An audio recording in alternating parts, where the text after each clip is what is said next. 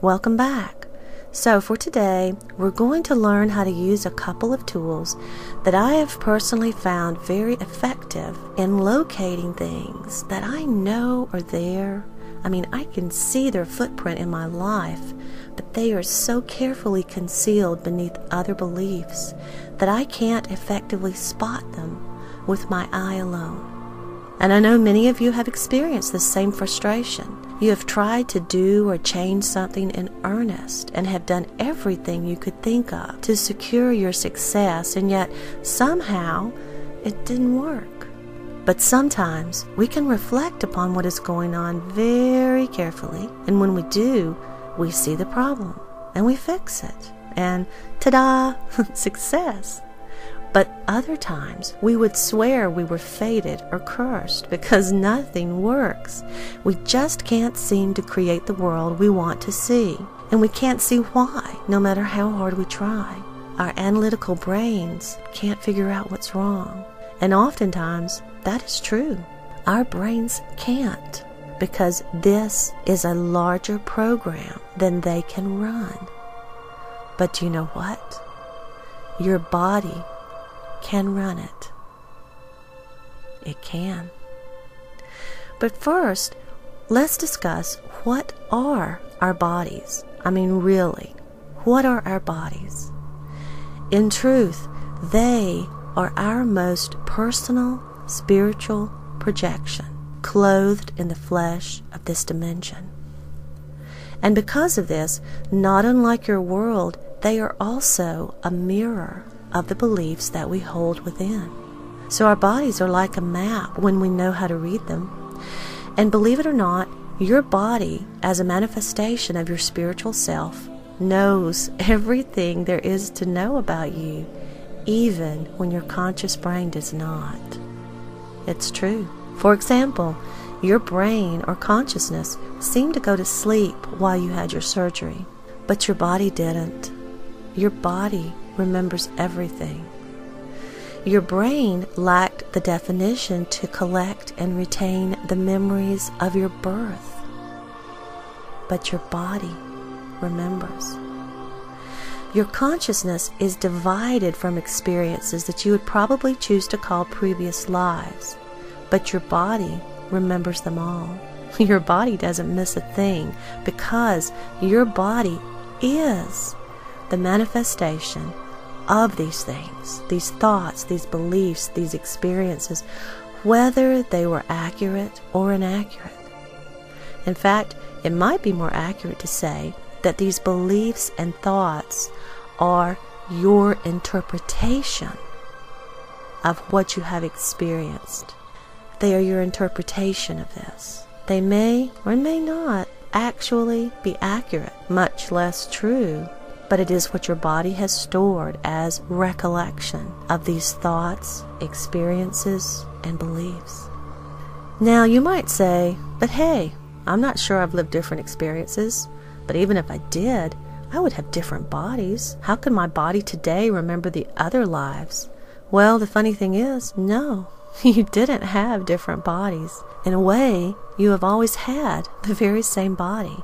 Your hidden beliefs and agendas molded how it would manifest in each life experience. So it might have seemed different, but inasmuch as there is a body, which isn't exactly true, you have always had the same body. It may have looked very different, but it has always been your most intimate creation of the moment. Do you see this? And not only that, but this marvelous body is a warehouse of information. You just have to have the key to unlock it, and that is the tool that I'm going to offer you today. If you follow the suggestions outlined in this series, your body is going to tell you things about your thoughts, your beliefs, your intentions, and hidden agendas that you never knew it knew, that you never knew were there. And once you know them, you can now set about to change them. They will be hidden from you no more, and you can begin to undo the hidden conflicting beliefs that are thwarting your efforts at change.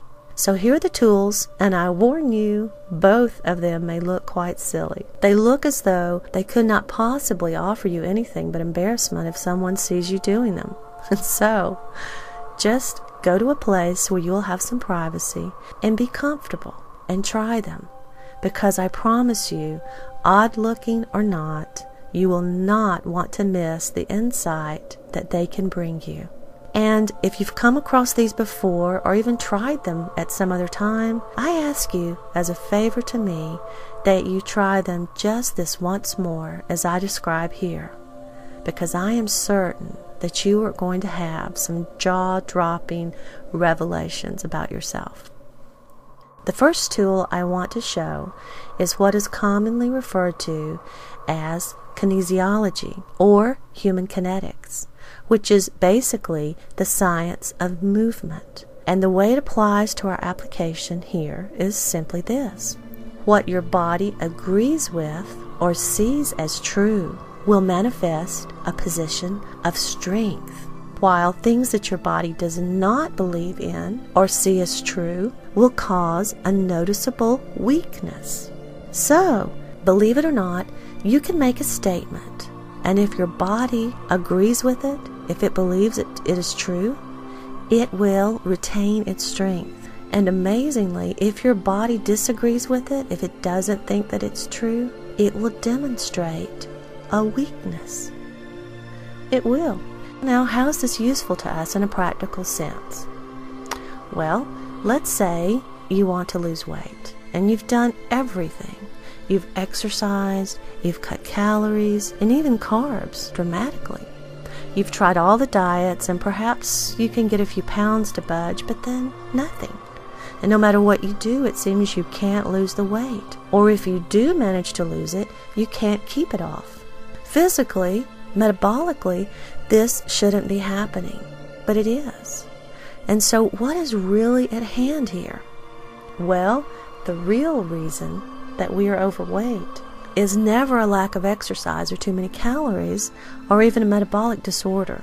The real reason that we carry around extra weight is because somehow, somewhere, we unconsciously tip the scales, literally, against losing weight.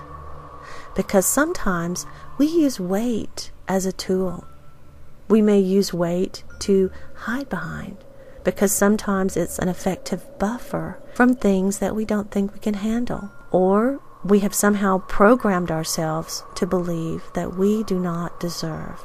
So maybe if we lost weight, we would have to deal with the attraction of the opposite sex. You'd have to deal with relationships and everything that goes along with that. And maybe we've been hurt before, and we don't want to be hurt like that again. So excess weight is used as a doorway, a means by which your storyboard can bring you this buffer zone, an escape from what you may not even realize that you're trying to avoid. Because somewhere inside you learned that desirable plus relationships equals trouble. So, no, you don't want to be overweight per se, but you do want to avoid the pain that you have encountered before from relationships. And this is a way that you may be bringing it onto your storyboard. And this is how you keep that playing card off the table. Please join me for part 3 of Doorways to the Unknown.